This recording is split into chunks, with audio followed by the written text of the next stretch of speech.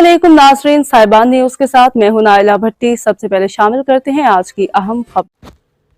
और अब खबर शामिल करते हैं पेरिस से हमारे ब्यूरो चीफ चौधरी वसीम अहमद की रिपोर्ट के मुताबिक सफीर पाकिस्तान बराए फ्रांस आसिम इफ्तिखार अहमद और प्रेस काउंसलर सजीला नवीद की सीनियर सहाफ़ी बाबर मुगल की इयादत के लिए हस्पताल का दौरा।